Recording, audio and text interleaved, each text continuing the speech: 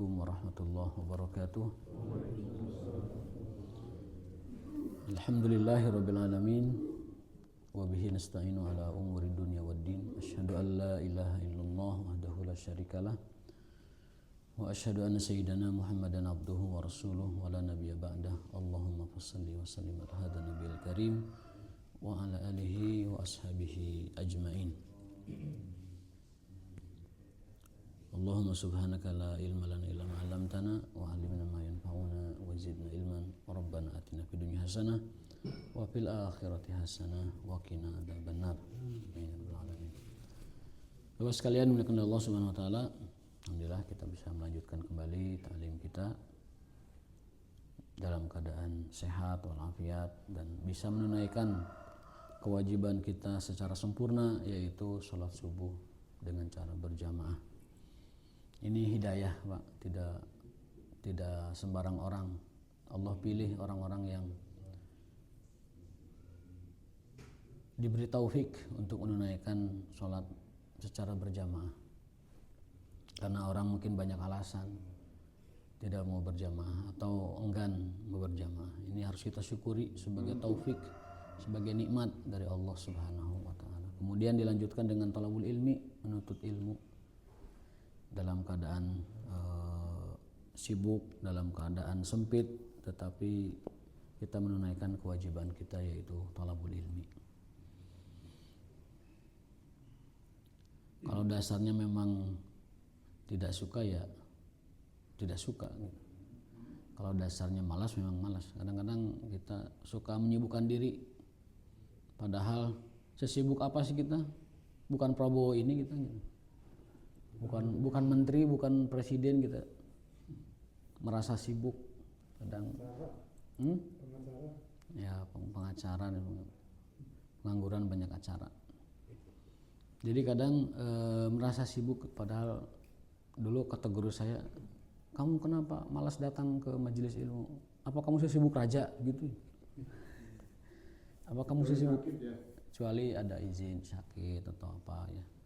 Lain cerita kalau ada uzur. Kalau tidak ada uzur itu memang ada belum syari itu uzur, Pak. Itu uzur. Bismillahirrahmanirrahim. Kita teruskan kajian hadis kita, yaitu hadis masih tentang bab jihad ya. Agak panjang nih bab jihad ini. Dan tema kita sekarang tentang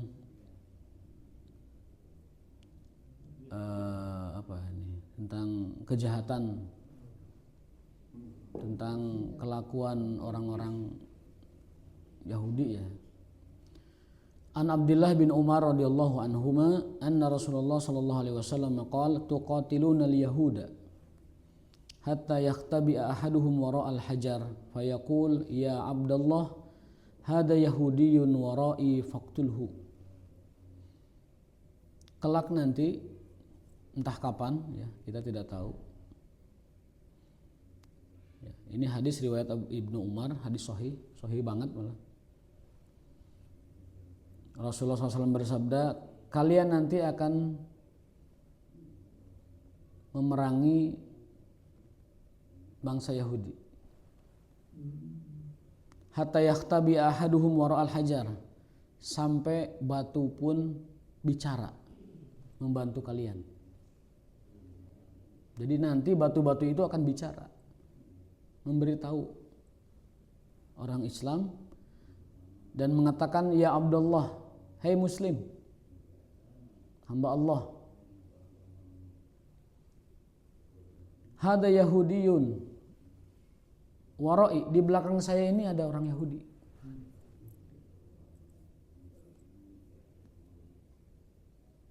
Sampai ngasih tahu begitu. Jadi nanti kaum muslimin itu akan memerangi orang-orang Yahudi sampai alam seluruhnya itu membantu orang Islam. Bahkan batu-batu itu bicara. Ini di belakang saya ini ada yang Yahudi, tangkap nih. Ini orang-orang Yahudi di belakang, perangi mereka. Jadi mereka tidak bisa berlindung bersembunyi di balik apapun, kelak ya. Entah kapan ini. sampai alam itu membantu kaum muslimin. Di dalam hadis lain ada dikecualikan illa sajaratal gharqad, kecuali ada satu pohon di mana pohon itu berbeda dengan semua pohon.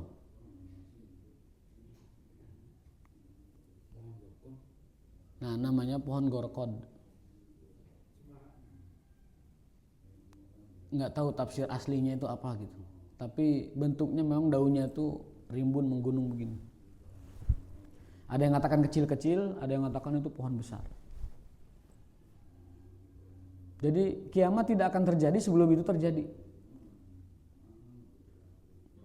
Kata penjelasan syarah hadis ini, itu tidak mesti tanda kiamat. Laisal murad annahu min alamati qiyamis saah. Jadi tidak mesti itu bagian dari tanda kiamat. Bahkan itu terjadi bisa jadi jauh sebelum kiamat dan bisa jadi itu bukan tanda dari kiamat.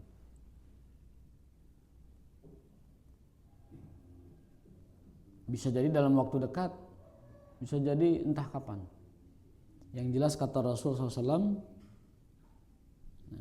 di hadis lain baru ada keterangannya bahwa itu bagian dari rentetan tanda-tanda yang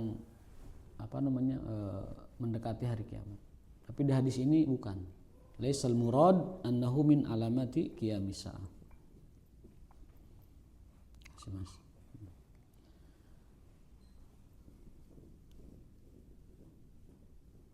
Dan kemarin kita beberapa hari lalu membahas ya, ada seorang terpidana,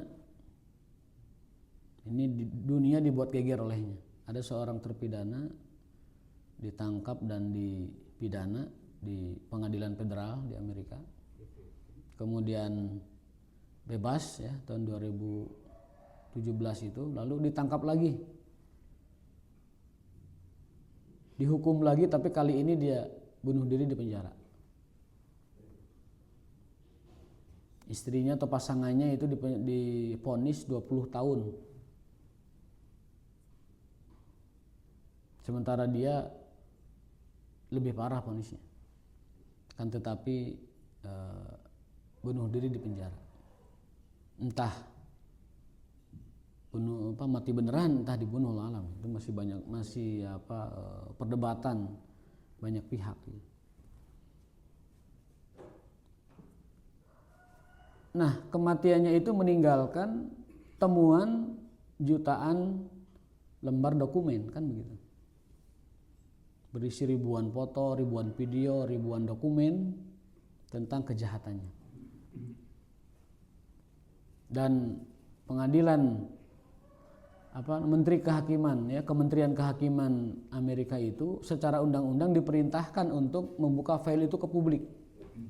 Sampai mengeluarkan undang-undang khusus namanya The Epstein Files Transparency. Sampai ada undang-undang khusus dibuat oleh senator. Dan itu membuktikan kepada kita bahwa memang dunia ini dikendalikan, dikontrol dan dikuasai oleh orang-orang jahat. File itu berisikan tentang circle dia, hubungan dia dengan pemimpin-pemimpin besar di dunia, orang-orang terkaya di dunia, ternyata terhubung ke dia. Dan kejahatan yang didakwakan kepada si Jeffrey Epstein ini adalah tentang kejahatan kepada anak-anak, kejahatan seksual kepada anak-anak. Nah, agama dia itu adalah Yudaisme, tetapi penyembah setan gitu. Jadi agama resminya itu adalah Yahudi dan pemikirannya itu adalah pemikiran okultis atau penyembah setan. Nah, di sini Rasulullah SAW bersabda, tuqatilunal yahuda, kalian akan memerangi orang Yahudi. Hatta yakhtabi ahaduhum wara'al hajar, sampai batu-batu bicara, pohon-pohon bicara. Pohon juga bicara dan mengatakan bahwa di belakangku ada orang Yahudi, bunuhlah dia. Nah, sekarang kan pohon-pohon itu belum bicara.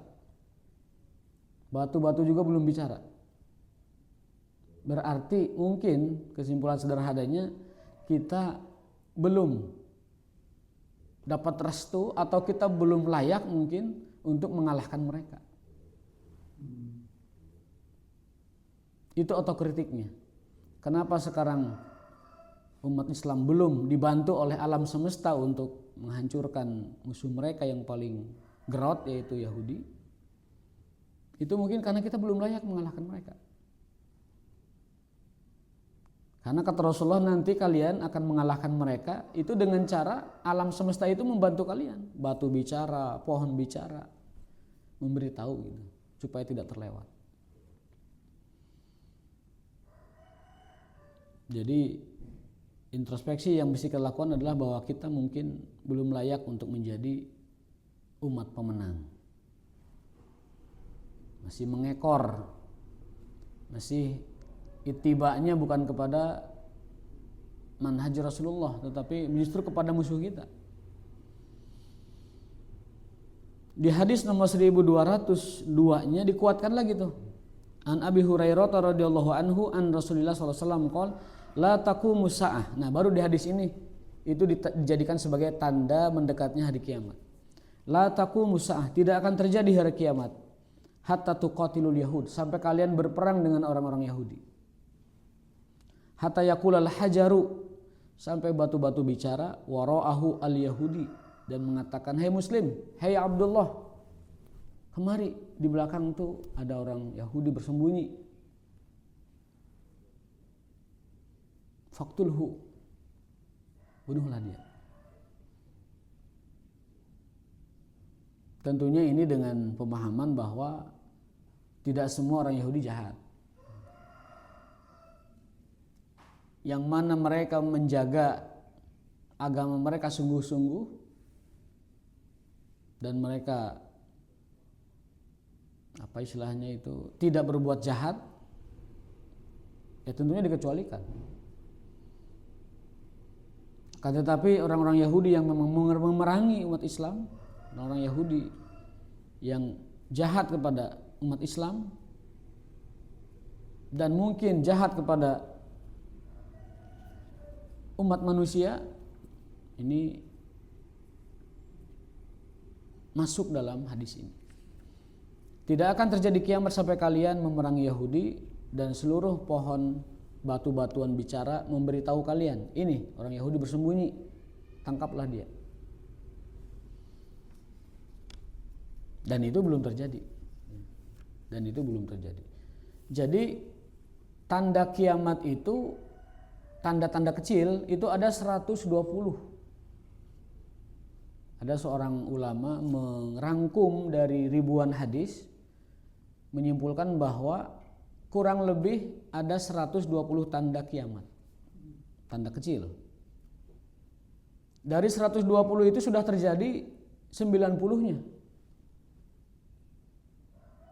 Zina merajalela, khamr merajalela, korupsi merajalela, apalagi itu riba merajalela.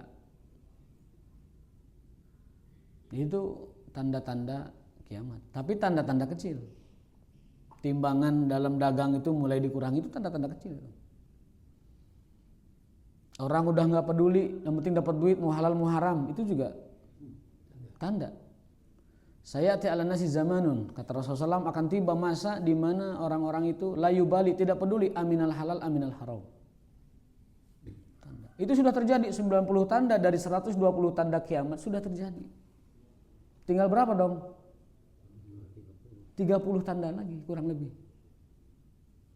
Itu kata seorang syekh ahli hadis, doktor ilmu hadis di Riyadh. Beliau merangkum, menghimpun, ternyata sudah terjadi 90 dan kurang lebih 30 atau 35 itu belum terjadi. Seperti tanda ini belum terjadi nih. Karena belum ada batu yang bicara, belum ada pohon yang bicara. Untuk membantu kaum muslimin mengalahkan orang-orang Yahudi. Ada lagi hadis bahwa tidak akan terjadi kiamat sampai kalian umat Islam berdamai dengan ahli kitab untuk mengalahkan orang-orang musyrik. Jadi kelak nanti di peperangan akhir zaman, namanya itu Malhamah Kubro. Orang barat menamainya Armageddon, tapi Armageddon versi Hollywood itu berbeda. Kita diserang oleh alien, itu versi mereka. Armageddon versi hadis disebut itu Malhamah Kubro. Peperangan semesta melibatkan semua orang. Peperangan hancur-hancuran. Dan sebelum itu terjadi, kita orang-orang Muslim akan berdamai dengan Yahudi Nasrani. Jadi Yahudi Nasrani jadi balan kita untuk mengalahkan orang-orang musyrik, pagan, orang-orang penyembah berhala, penyembah matahari, penyembah lain sebagainya. Jadi pengikut kitab samawi, pengikut agama warisan Allah itu akan bersatu dulu mengalahkan orang-orang musyrik. Ini kita bahas ilmu eskatologi versi hadis ya. Eskatologi itu ilmu akhir zaman, ilmu memahami apa yang akan terjadi. Tetapi banyak yang kebablasan, pakai cocok logi akhirnya. Semua dikait-kaitkan ini itu, simpul-simpulnya dikaitkan, akhirnya kebablasan. Dicampuri teori konspirasi, sudah bablas itu. Terlalu jauh.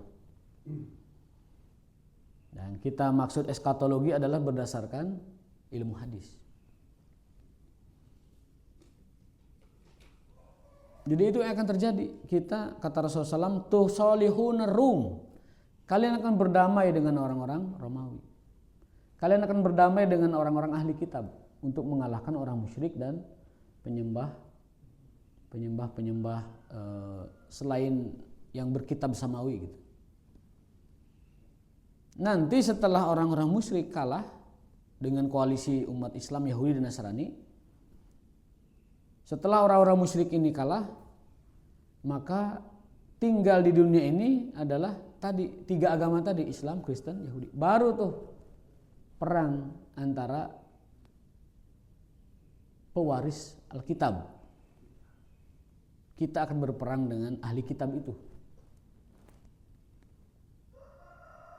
Yang ujungnya nanti kita dipimpin oleh Al-Mahdi, salah seorang cucu Rasulullah keturunan dari Al-Hasan radhiyallahu anhu, akan memimpin umat Islam untuk melawan seluruh kezaliman di muka bumi dan menegakkan keadilan seadil-adilnya.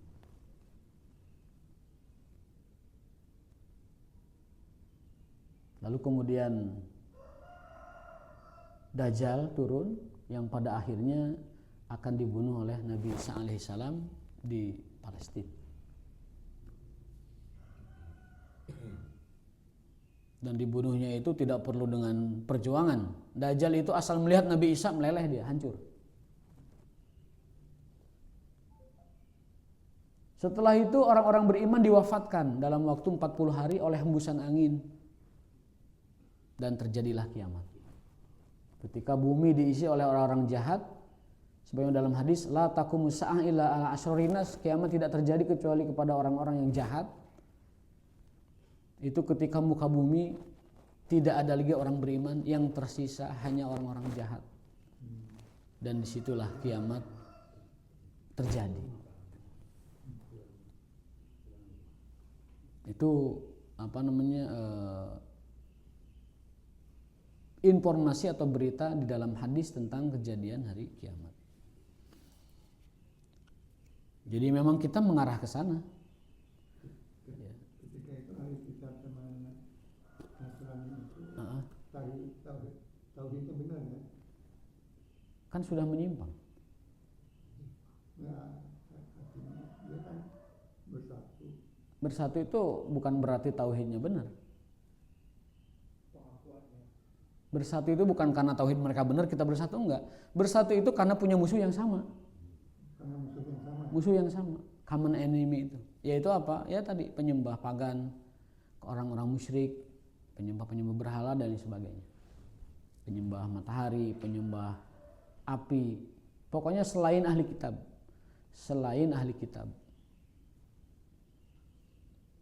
Maka di dalam Islam itu sampai sekarang status kekafiran ahli kitab dengan orang musyrik berbeda. Sama-sama kafir tapi berbeda. Terutama dalam dua hal yang disebutkan oleh Al-Quran. Sering kita ulang ini. Tentang ini kesamaan kita dengan ahli kitab ini.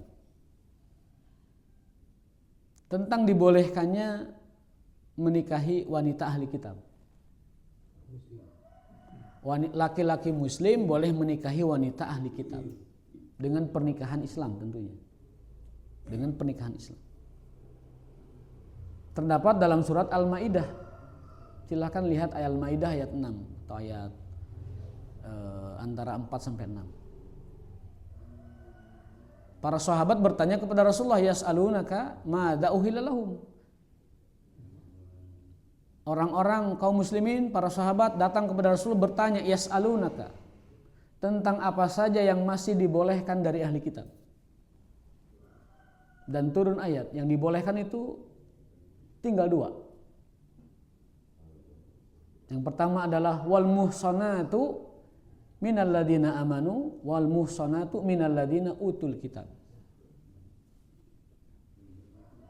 Yaitu wanita-wanita muhson, baik, yang menjaga kehormatan dari kalangan orang beriman dan kalangan orang Yahudi, Nasrani, ahli kitab maksudnya. Itu boleh kalian nikahi. Yang kedua adalah wa ta'amul ladzina utul kitab hillul lakum. Dan sembelihan-sembelihan ahli kitab halal bagi kalian.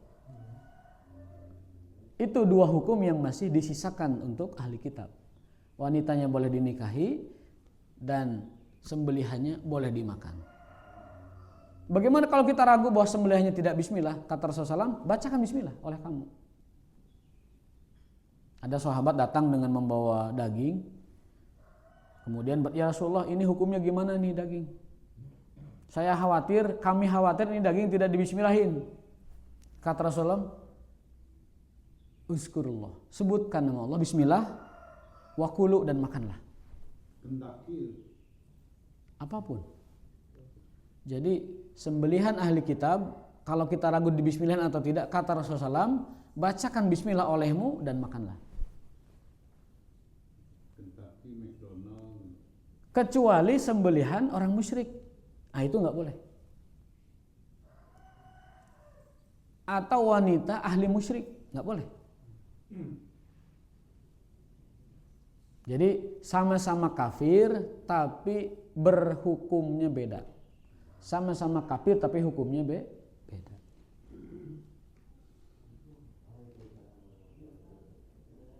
Ayat berapa Halim? 4 atau 6? Yas'alunaka. Ayat 5.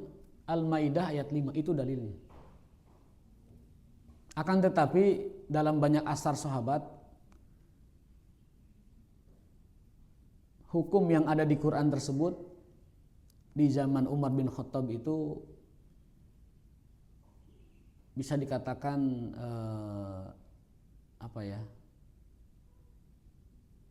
diminimalisir. Karena apa? Karena jumlah kaum muslimat banyak. Sehingga orang-orang Islam tidak punya kedaruratan, tidak punya kepentingan menikahi ahli kitab. Soalnya kalau pria-pria muslim beralih ke ahli kitab, itu wanita-wanita muslimah siapa yang menikahi? Kalau pria-pria muslim menikahi Rebeka, Gabrielia, kemudian Veronica, itu Ningsih, Utun, Uun, Iin, itu gimana? Uis. Aduh, Uis itu ingatan saya ke mantan itu. Itu gimana? Jadi Ibnu Umar mengatakan bahwa tidak bisa diterapkan ini. Kalau ini diterapkan, wanita muslimah nggak kebagian. Jadi kalau posisinya adalah dalam rangka dakwah, Kita ini ingin nih mengislamkan keluarga itu. Nikahi anaknya. Kita ini perlu untuk melebarkan sayap dakwah kepada kaum itu atau kelompok itu. Kalau anak ketua sukunya kena, itu pada muslim nanti itu. Kan bisa terjadi seperti itu. Kita mau berdakwah, kita datang ke suatu kabilah, datang ke suatu suku mau dakwah. Sulit masuknya, susah masuknya. Nah, mungkin bisa diterapkan ini. Saya nikahi aja tuh anak suku, anak kepala sukunya. Kalau sudah menikah lain cerita. Namanya juga udah jadi menantu, nggak mungkin dilarang-larang. Nah, seperti itu. Jadi ketika ada kepentingan dakwahnya, ketika ada kepentingan, ada pertimbangan maslahat buat agama, buat Islam, itu silakan. Seperti para sahabat menikahi wanita-wanita Romawi. Kan itu kan fakta yang tidak bisa dibantah. Bahwa di antara istri para sahabat, para mujahidin yang menaklukkan Romawi, Persia, segala macam, itu menikahi. Yang pada akhirnya menjadi keluarga muslim. Pada akhirnya menjadi keluarga besar mereka itu masuk Islam. Nah, jadi kembali ke hadis tadi bahwasanya di antara tanda yang menjadikan tanda-tanda kiamat itu segera terjadi itu manakala orang Islam dapat mengalahkan orang Yahudi dan orang Islam saat itu dibantu oleh batu dan pohon untuk mencari dan melacak orang-orang Yahudi. Dan itu belum terjadi, berarti kiamat jauh kan. Dalam artian tanda itu belum terjadi. Tanda yang lain sudah banyak. Di antara tanda lain kasratul haraj, banyak pembunuhan. Sekarang banyak pembunuhan. Orang dibayar 300.000 udah berani membunuh orang. Ada yang dibayar ratusan juta, ada yang ratusan ribu. Wal'iyazubillah. Bahkan cuma ditegur, kamu naik motornya yang bener dong. Tuh asap motor kamu kena saya. Itu sampai ada yang di berita itu belum lama ada orang belok ke kanan tidak ngasih lampu sen. Ditegur, kamu kalau belok lampu sen, nggak terima itu ditegur. Dia ngambil senjata di joknya, dibunuh. Yang negurnya itu dibunuh. Auzubillah. Nah, kata Rasulullah SAW, kasratul haraj, banyaknya pembunuhan itu adalah tanda kiamat.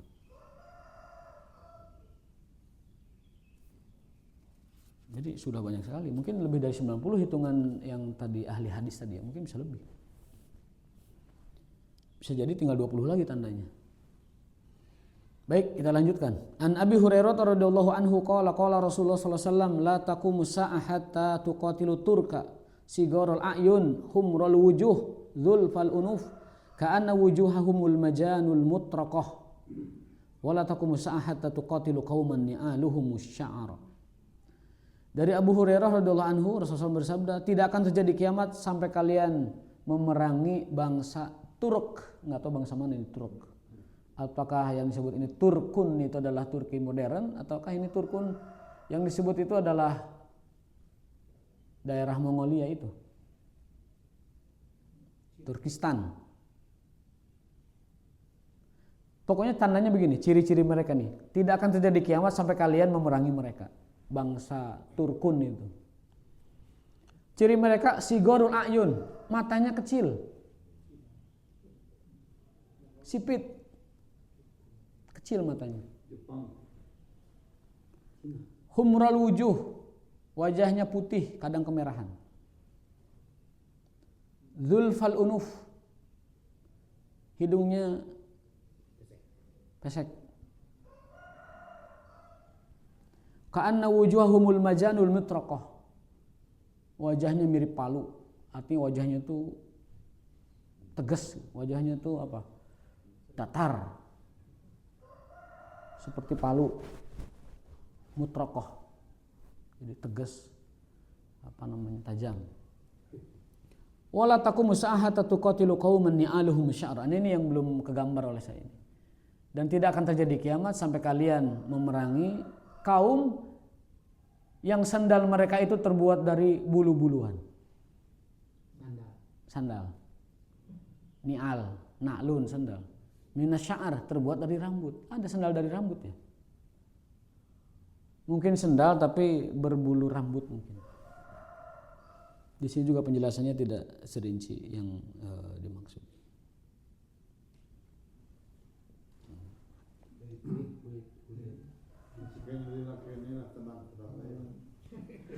Iya, tenang-tenang saja. Pokoknya bansos aya keneh mah moal kiamat pokoknya. Kan kata hadisnya gitu, tidak akan terjadi kiamat sampai orang menolak sedekah. Maaf, saya tidak bisa menerima.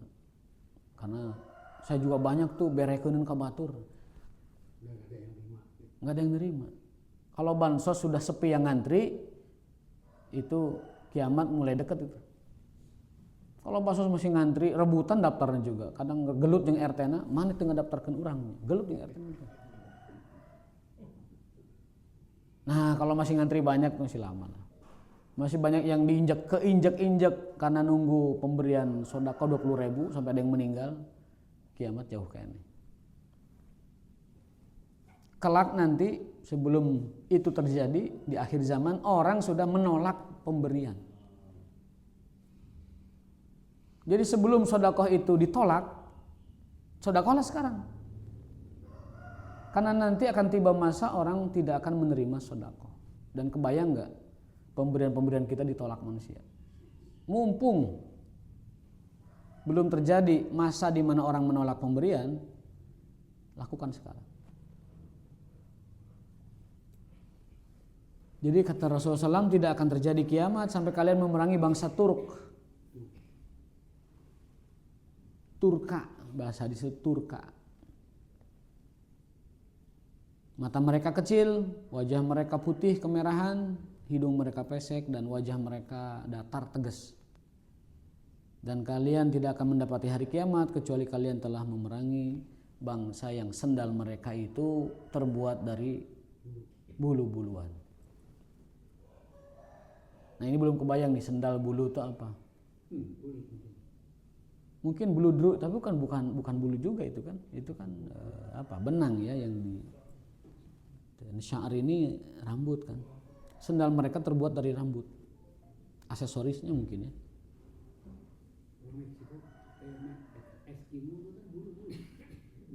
Mungkin juga. Tapi ada di daerah Mongolia itu komunitas muslim juga besar. Bahkan konon Islam itu sampai kepada mereka lebih dulu daripada kepada kita. Sahabat Sa'ad bin Abi Waqqas itu melebarkan sayap dakwah ke daerah Mongolia. Yang sekarang mungkin masuk Cina modern juga. Itu kita lihat dari bentuk fisik mereka itu campuran antara Cina dengan Arab. Dan dari situlah muncul pria-pria tampan dan wanita-wanita tercantik di dunia. Karena paduan antara Arab dengan Cina. Daerah Turkistan Timur, kalau dulu namanya Turkistan Timur. Sekarang mungkin diganti namanya menjadi apa? Xinjiang. Jadi Xinjiang. Itu Islam datang ke sana lebih dulu kepada kita. Dan bisa jadi jumlahnya tidak kalah dengan jumlah kita, ratusan juta, karena dari komunitas yang miliaran kan gitu.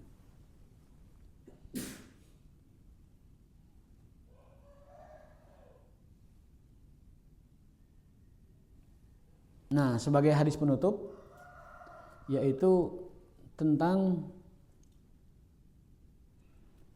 orang-orang meminta kepada Rasulullah untuk mendoakan satu kaum agar dihancurkan.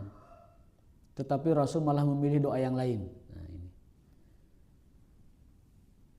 An Abi Hurairah radhiyallahu anhu qala qadima Tufail bin Amr ad-Dausi wa ashabuhu an ala Nabi sallallahu alaihi wasallam faqalu ya Rasulullah inna dausan aswat wa abad fad'ullaha 'alaiha. Ya Rasulullah, sesungguhnya kaum Daus, ada kabilah namanya Daus, suku. Mereka telah berbuat melanggar aswat, maksiat, wa abad dan menolak taat. Doakan mereka agar dihancurkan. Ini jadi para sahabat itu mungkin tidak sabar ya, beberapa kaum itu kok tidak taat kepada Rasulullah SAW. Faqilah halakat dausun. Qala, tapi Rasulullah SAW malah berdoanya tidak begitu. Allahumma hdi dausan, ya Allah berikan hidayah kepada suku Daus.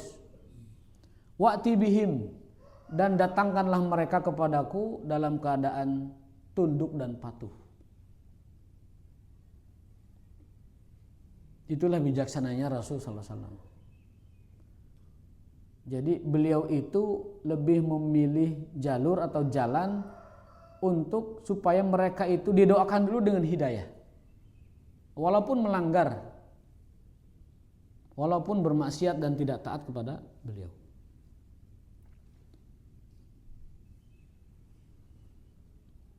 Kalau kita mungkin tidak akan begitu. Kalau ada satu suku yang jahat sama kita, yang maksiat kepada kita, itu mungkin minta doanya itu dihancurkan gitu. Kalau Rasul tidak, Allahumma hdi dausan, ya Allah berikan hidayah kepada bangsa Daus, berikan hidayah kepada suku Daus, dan jadikan mereka tunduk kepadaku. Ketika di Taif juga sama itu, Rasul di Baledogan,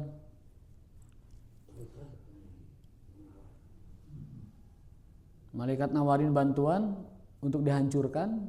Murni matasa, perintahkan aku sesuai apa yang kau inginkan, hai Muhammad. Jawaban Rasulullah apa? Allahumma hdi kaum, ya Allah berikan hidayah kepada mereka, karena mereka tidak tahu. Fa innahum la ya'lamun, karena mereka tidak tahu. Jadi kebodohan atau ketidaktahuan itu menyebabkan orang memusuhi kebenaran. Ketidaktahuan, kebodohan kepada kebenaran itu menjadikan orang-orang itu membenci kebenaran. Bisa jadi kalau sudah dikasih tahu mereka tidak benci lagi. Nah, disitulah pentingnya dakwah. Kita kadang membenci orang padahal orang itu belum didakwahi. Kita berpandangan negatif kepada orang padahal orang itu belum kita dakwahi, belum kita nasihati, belum kita ajak. Ini kan sikap gegabah.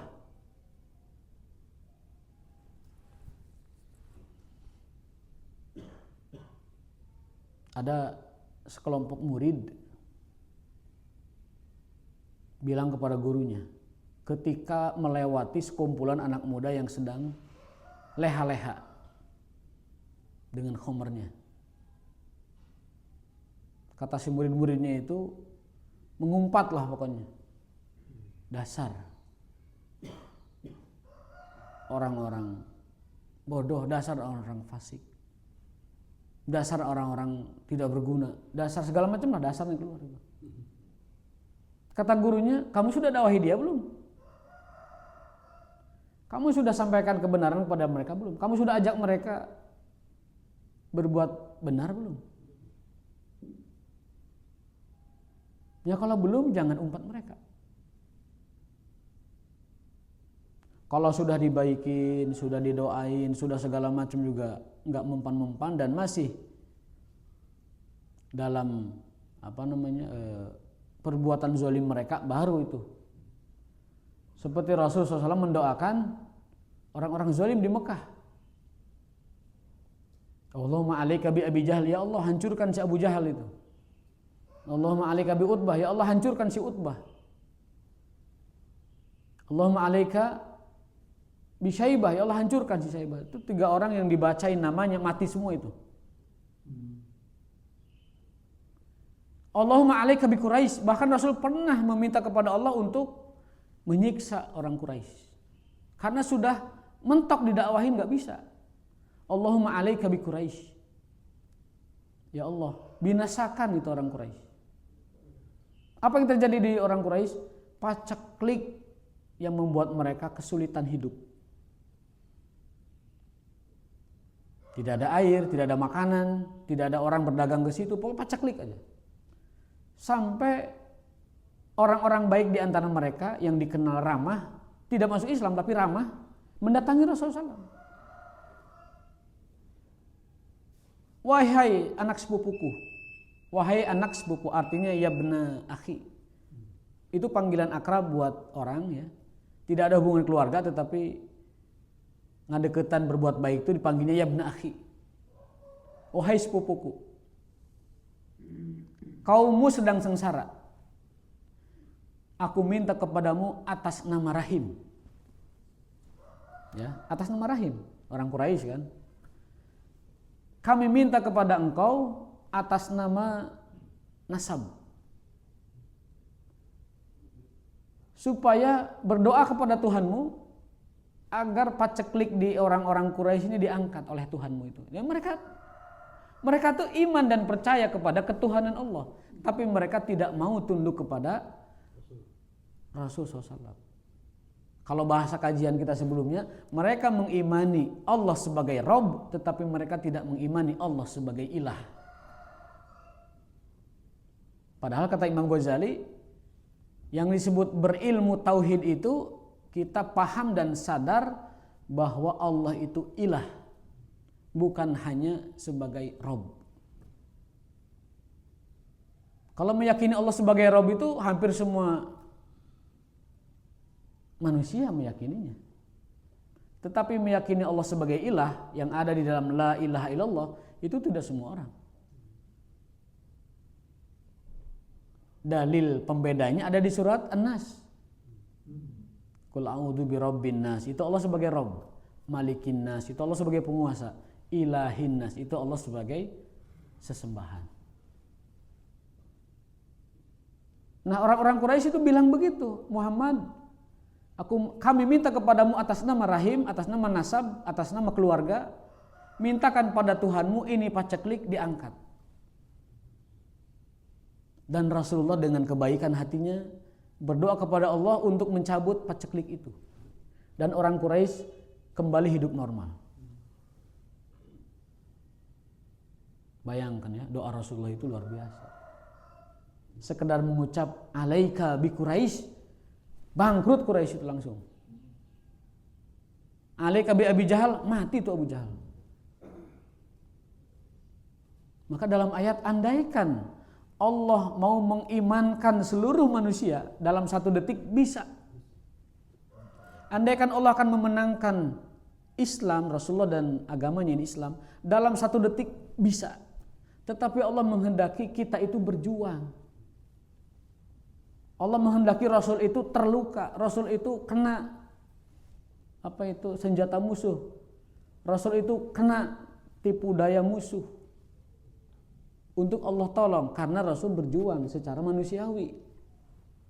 Ini catatannya. Rasul SAW dikehendaki oleh Allah untuk berjuang secara manusiawi, melalui pikiran yang dikerahkan, tenaga yang dikerahkan, logistik yang dikerahkan, harta yang dikerahkan, sampai Allah memenangkan agama ini. Kalau Allah berkehendak 1 menit, Rasulullah diangkat jadi Rasul 40 tahun, usia 41 jadi pemimpin umat manusia, menang, itu bisa. Tapi Allah menghendaki perjuangan dari kita, supaya kita berdarah, terluka, kena musuh, dan supaya kita syahid di jalannya, gugur di jalan Allah SWT dalam berbagai macam medan jihad tersebut. Demikian juga Israel dan Amerika. Begitu juga, itu ladang pahala buat kaum muslimin. Pahala kesabaran, pahala ujian, pahala jihad, pahala berjuang dan sebagainya. Jika mau, Allah 1 hari bebas langsung. Bahkan lingkungan kita ada syurukan waktu 10 menit. Bahkan di sekitar kita juga sama. Kalau Allah berkehendak, ini isi kopi permen langsung ke Al-Kausar, nggak muat Al-Kausar ini. Tapi yang dibutuhkan itu perjuangan. Yang kita memberi qudwah, memberi contoh dakwah bil hal, dakwah bil lisan, dakwah bil qalbi. Ini yang jarang ditempuh, dakwah bil qalbi. Mengumpat tapi tidak dengan hati, mendoakan, menjelekan, bahkan mungkin menganggap kita sudah lebih baik, padahal hati kita busuk, lebih merasa baik dari mereka. Bisa jadi mereka lebih baik dari kita, cuman karena ujub kita merasa lebih baik dari mereka. dan mungkin lebih keras hatinya. Kata Al-Quran gitu kan, hatinya tidak khusyuk sehingga sulit kita menyebarkan hidayah kepada orang-orang. Aku qouli hadza wa astaghfirullah li wa lakum hadanallahu ajmain wa barakallahu fikum. Mohon maaf atas kekurangan dan kelebihan waktunya. Subhanakallahumma wa bihamdika asyhadu an la ilaha illa anta astaghfiruka wa atubu ilaik. Assalamualaikum warahmatullahi wabarakatuh.